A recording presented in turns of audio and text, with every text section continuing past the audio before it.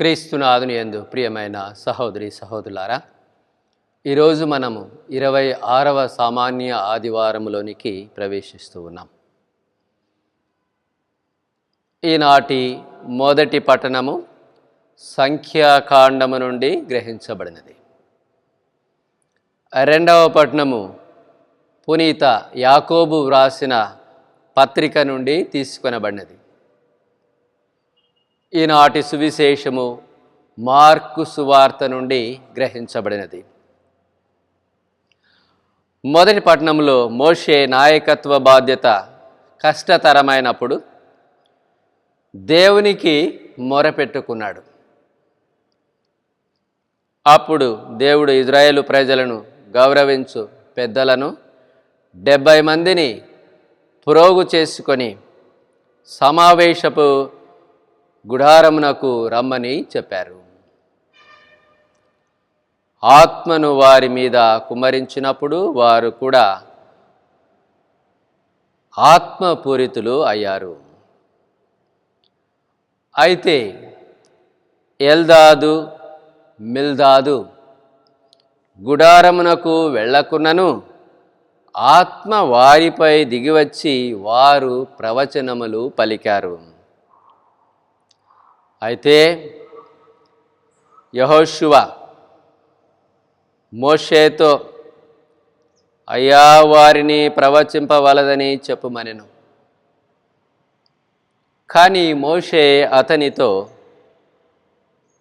ఓయి, నా ఎడలగల అభిమానముచే నీవు వారి మీద అసూయపడుచున్నావు. ప్రభువు ఈ ప్రజలందరికీ ఆత్మను గ్రహించి వారిచే కూడా ప్రవచనములు పలికించిన ఎంత బాగుండేది అన్నారు. దేవుని శక్తి, ఆత్మశక్తి అందరికీ అందుబాటులో ఉంటుంది. ఆ శక్తిని పంజరములో మనము బంధించలేము.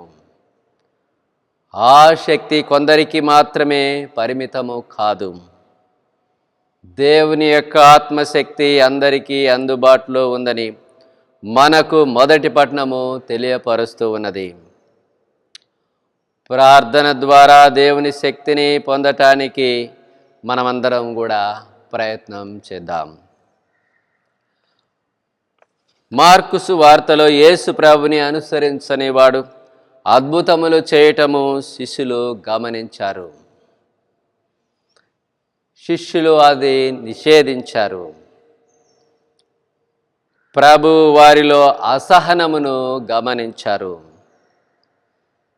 అయితే యేసు ప్రభు, మీరు అతనిని నిషేధింపవలదు, ఏలయనా నా పేరిట అద్భుతములు చేయువాడు నన్ను గూర్చి దుష్ప్రచారము చేయజాలడు.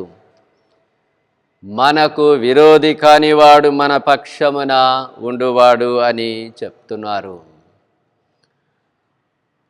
దైవరాజ్య పరిచర్య కేవలము కొద్దిమందికి మాత్రమే పరిమితమైనది కాదు, అందరికీ అందుబాటులో ఉన్నది.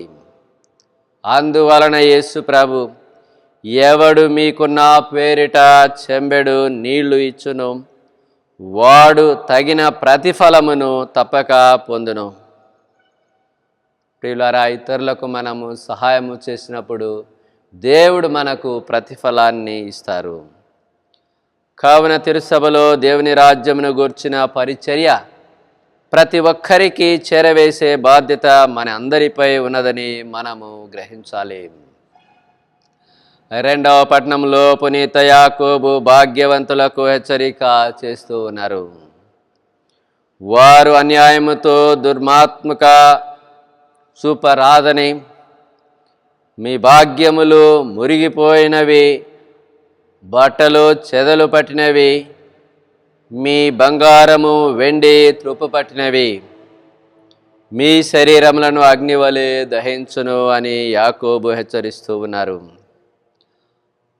మనకు కలిగిన భాగ్యములు పేదలకు, అవసరములో ఉన్నవారికి పంచిపెడుతూ మాతృకైన జీవితాన్ని జీవించటానికి ప్రయత్నం చేద్దాం. సామాజిక న్యాయం కోసము ప్రతి ఒక్కరూ ప్రయత్నించాలని యాకోబు బోధిస్తూ ఉన్నారు. కావున మనలో అసూయ, అసహనము, దుర్మాతృకకు తావివ్వకుండా సేవాభావముతో క్రైస్తవ జీవితాన్ని, గాఢమైన విశ్వాసముతో మాతృకైన క్రైస్తవ జీవితాన్ని జీవించడానికి ప్రయత్నం చేద్దాం. దేవుడు మిమ్ములను, మీ కుటుంబములను దీవించుదురుగాక. ఆమెన్.